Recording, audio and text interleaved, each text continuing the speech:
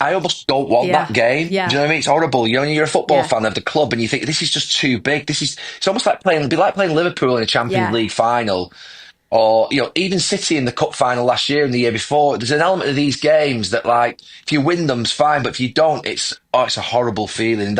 And that's what's coming in the next few weeks. Look, these two teams, by the way, have still got to do their jobs on Thursday. I think United are 99% there. I think United will definitely do it. Yeah. Tottenham, if Tottenham got a goal, if Bodo Glimt got a goal, you'd think, ooh. So Tottenham have still got a job to do. They're probably 80% there, I would say. United are 99% We'll get back to Gary in just a quick second, but remember, if you like this video, please like, share and subscribe, and don't forget to click the notification button so that you know when the next Big D video hits. And as ever, if something is on your mind, if something is bubbling up inside of you that you need to express, please express it in the comments. The Big D reads all of the comments, and he's always interested in what is on your mind. Anyway, in this little clip, Gary Neville is going to be talking about the impending Europa League potential final between Manchester United and Tottenham Hotspur. And, they talk, they mentioned a couple of things that's quite interesting that sort of piqued my interest when it comes to PSR and the importance of winning the Europa League for these two teams, considering where they're finishing in the league. And also this notion of what Arsene Wenger's piped up about, saying that the winners of the Europa League shouldn't be in the Champions League. Interesting. Anyway, here they are. Stick around for after the clip because the Big D is going to be giving his thoughts on this situation.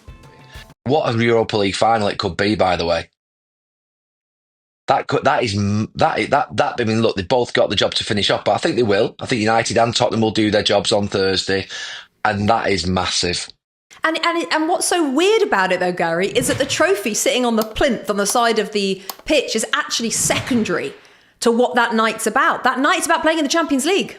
I know. That's the thing. The games that we're watching now that have any meaning to them are about money. Yeah.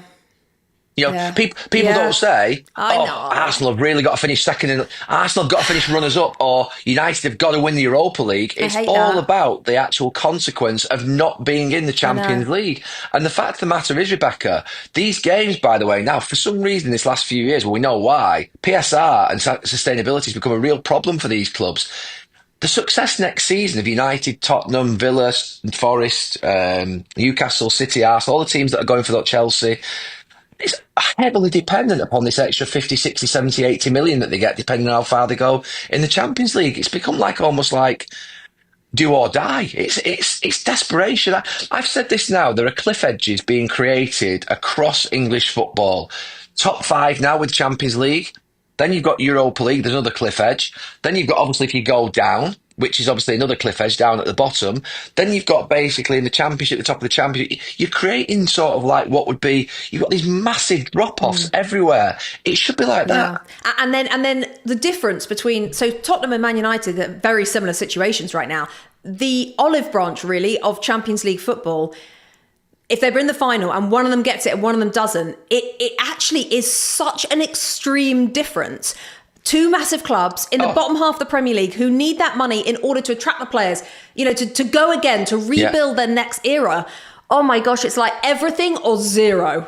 Absolutely. I mean, it's massive. I mean, when I interviewed Jim Ratcliffe back in I think it was early March maybe that I interviewed him, that feeling of sort of Manchester United that running out of cash, and they banked, last summer with that investment they made into Erik ten Hag's squad in getting into the Champions League. That's what they banked on.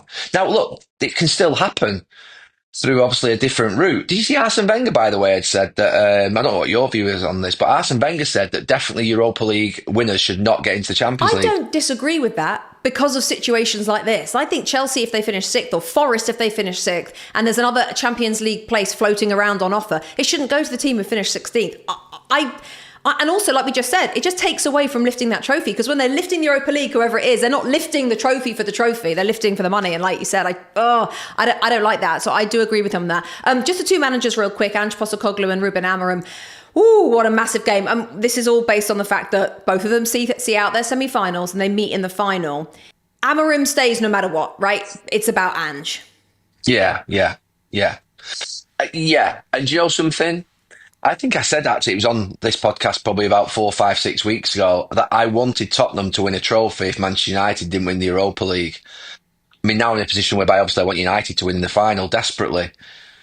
But it's massive for... I mean, Ange did promise us a trophy, didn't he, in the second season? I mean, I think I said the other week, can you imagine if he gets it? The swagger on the guy. The swagger as he crosses the pitch is going to be unreal. It's going to be the biggest middle finger in English football history. It will be. And just something, I think I'll join him on that one, because I actually think it will be amazing. But the problem he's playing my team, so he can't win. Yeah, but also, Gary, it might be a huge middle finger, and then he'll go and pick up his P45. For those listening in America and watching in America, that means the sack. Yeah, but you know something? If he does what he's done in this first 2 seasons and wins the Europa League, I think. Look, I still think there is an element of Tottenham have made their mind up already. Yeah. I feel that, but I mean, it would be an unbelievable achievement for him if he got Champions League football for Tottenham and he was to beat Manchester United in the final. You always think that. And look, you can't speak too early, but I always fancy United in finals, just an element of sort of what they do. But obviously they got beat by Villarreal a few years ago when Ollie was there, and that was big for Ollie at the time. This is big for Ruben Amorim. You know, I think for him to get a trophy off the back of the last 4, 5, 6 months that he's had, but it's huge for Hans Postecoglou. I almost don't want that game. Yeah. Do you know what I mean? It's horrible. You know, you're a football fan of the club and you think this is just too big. It's almost like playing Liverpool in a Champions League final. Or, you know, even City in the cup final last year and the year before. There's an element of these games that, like, if you win them, it's fine, but if you don't, it's a horrible feeling. And that's what's coming in the next few weeks. Look, these 2 teams, by the way, have still got to do their jobs on Thursday. I think United are 99% there. I think United will definitely do it. Yeah. Tottenham, if Tottenham got a goal, if Bodo Glimt got a goal, you'd think, ooh. So Tottenham have still got a job to do. They're probably 80% there, I would say. United are 99% there. Arsene Wenger piping up and saying the winner of the Europa League shouldn't be in the Champions League final. Well, the winners of the Europa League have more right of being in a Champions League final than 4th and 5th place in a league, even 3rd place, because at the very least they've won a tournament. Whoever wins, whether it is Man United or Tottenham, or whether Bodo and Atletico make an incredible comeback, which hopefully they don't, but if you win a tournament, you've got more right to qualify for another tournament than by being the 4th best team in a separate tournament. So that's nonsense. And Arsene Wenger's just piping up anyway because he's ex-Arsenal and he's just sticking it to Tottenham. That's all. He's just being a troll. Being a little bit cheeky.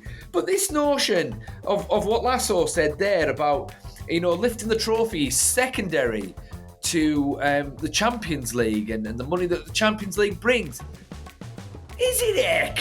I honestly cannot wait to see Bruno Fernandes lift that Europa League trophy, which is very similar to the old UEFA Cup trophy. It's a class trophy. It's a European trophy. It's a major honour. And it's nice to see players lift these kinds of trophies.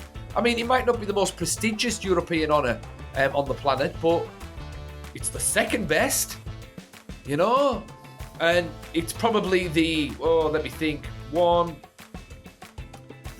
best tournament on the continent.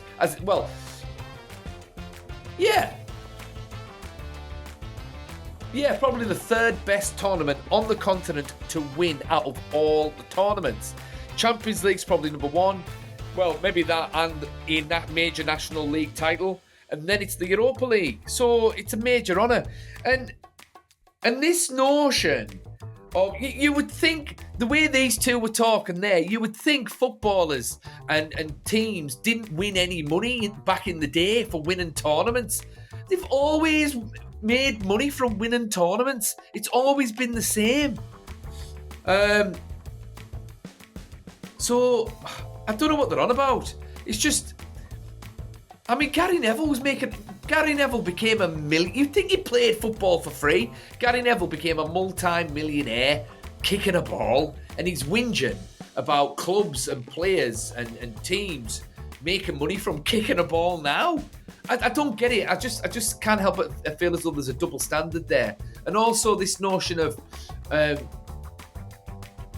Gary Neville talking about so much money in drop-offs and all of this kind of stuff, and money in football, and etc. I don't know, pal. I don't know, mate. You know, you charge a fortune or hotel football for a pint, pal, and you know, you're talking about all this nonsense. It's just behave yourself, mate. I do kind of take his point in football does seem to be a little bit binary at the moment, or it's edging that way. I kind of see that, but I think the PSR just gets in the way a lot, to be quite frank. I mean, all these unnecessary restrictions. Clubs should just be allowed to do what they want with their money. It's as simple as that, really, yeah. But yeah, I mean, it's going to be an interesting game tomorrow against Atletico. Hopefully, we don't get complacent. Man United are known for being a little bit complacent. We were a little bit complacent against Lyon, and it almost turned around and bit us. I was there, I know. So hopefully, you know, we can get a nice early goal. Because I don't want to be entertained tomorrow. I just want to see them win. And then if we manage to go through, then the Big D hopefully should be booking a ticket to Bilbao himself. But anyway, what do you guys think? What do you think Man United's chances are of beating Bilbao in the second leg? And if we get through, which hopefully we will, touch wood, touch the cross, will we beat Spurs? I think Spurs will be a tough game. And this notion of, just because it's Man United in a final, well, just all those teams. Oh, hey, this notion of Man United just winning in the final just because it's Man United. Spurs have battered us this season before. Oh no, it'll be a tough game. It will.